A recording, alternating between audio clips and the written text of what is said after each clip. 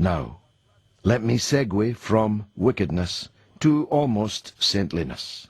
One of the men worthy of the name Member of Parliament, Patrick Mercer, the Tory MP for Newark, safely returned, I'm glad to say, Patrick, and ready for a punch-up with me over Afghanistan. I am, George, but George, you can't call your guests thick. Poor old Jono, you can't do that, mate.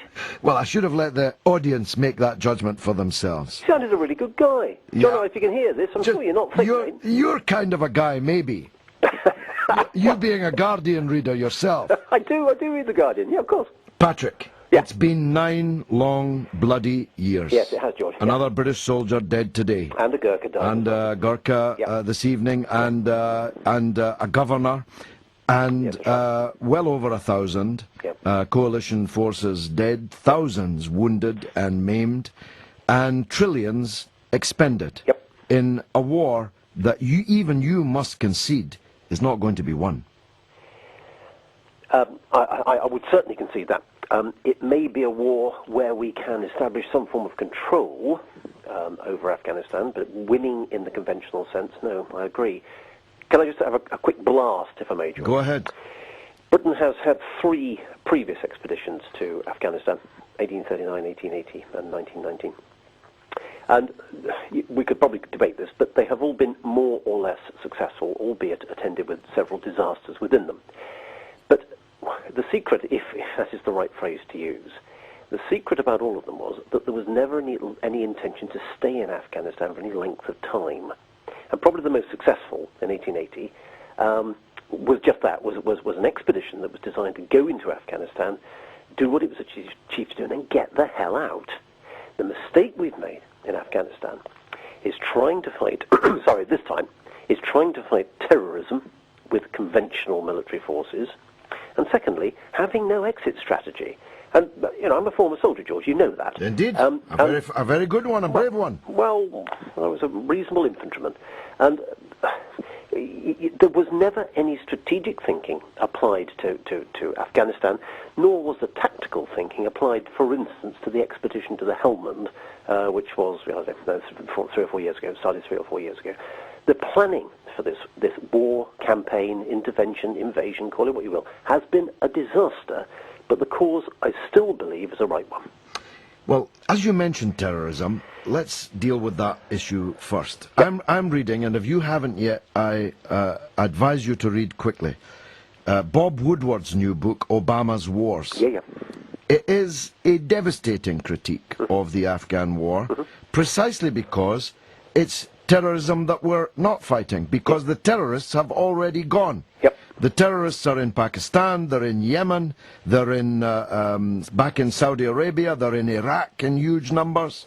The Al-Qaeda that we went there to fight are no longer there. Indeed, Woodward quotes American experts in the book of saying that there may be as few as, now this will sound ridiculous, there may be as few as 100 Al-Qaeda left in Afghanistan. Yep. That's 100 Al-Qaeda, 150,000 NATO soldiers fighting people they don't have to fight. No Taliban, obnoxious, revolting obscurantists as they are, has ever mounted a single act of terrorism outside of their borders.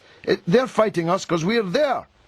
I couldn't agree with you more, George, but the mistake that, with the greatest of respect, the mistake that you and I have both made so far in this brief interview is that we haven't mentioned the word Pakistan. We are in Afghanistan essentially to support the flank of Pakistan. And, in the same way that I would imagine that my grandmother did not raise up her hands in horror when my poor old dad was shot in Italy during the Second World War, nor did she say, I don't know what my little Eric is doing in Italy, he's got no arguments with the Italians.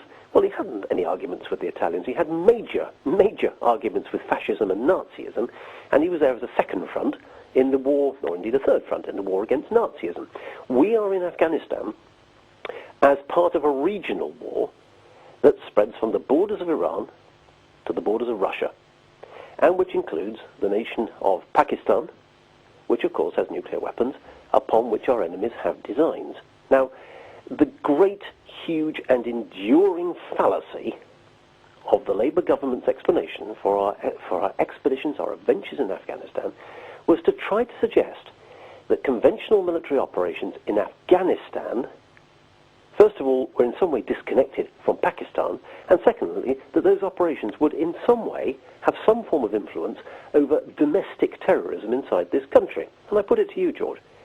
You and I know, because we were both involved in it, the last serious terrorist success inside this country happened in the summer of 2005, July 2005, and that, as you will remember, was perpetrated by Afghans trained in Afghanistan. No, it wasn't. It was perpetrated by Yorkshiremen trained in the Lake District with a visit to Pakistan thrown in for good measure. The arguments we've had from the last government are completely fallacious, and they dishonour the blood that's being shed in Afghanistan because of the nature of the regional war that has never been properly explained.